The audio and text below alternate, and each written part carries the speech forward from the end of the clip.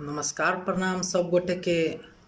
हम अहाँ सबके छोट भाई सिंगर राम कुमार यादव और कहला चाहब कि हमर यूट्यूब चैनल माँ शारदे म्यूजिक सिरहा जाहिपर हमर गाना अपलोड बराबर होइत रहै छै, तऽ अहाँ सब एहि चैनल के सब्सक्राइब कऽ कऽ और लाइक शेयर कमेंट करि कऽ हमरा चैनल के आगाड़ी बढ़ाओ और हमरा प्यार आशीर्वाद दिया।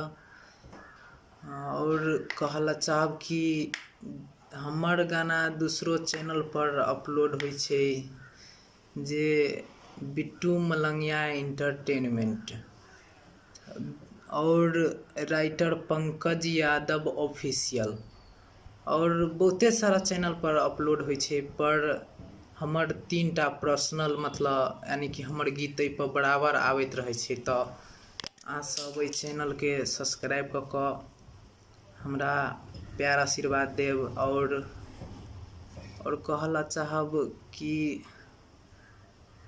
हम लाइव वीडियो एहि लऽ कऽ बनौलिए कि मतलब जते नया सिंगर सब अगर अपन ऑडियो वीडियो बनबावला चाहै छी तऽ संपर्क करि सकै छी हमर नंबर पर।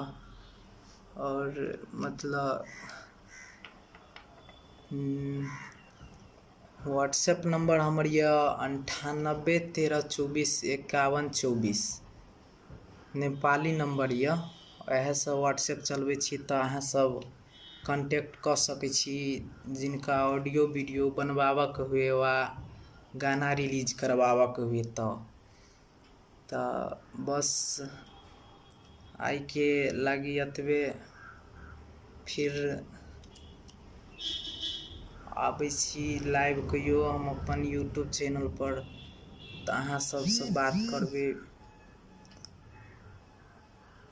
बस हमर गाना अपलोड होइत रहै छै माँ शारदे म्यूजिक सिरहा, हमर पर्सनल चैनल यऽ। और अहाँ सब सुनब, अगर गीत बढ़िया लगत तऽ चैनल के सब्सक्राइब कऽ देबै और बस हमरा प्यार आशीर्वाद दैत रहब। धन्यवाद। थैंक यू ऑल फ्रेंड्स, बाय।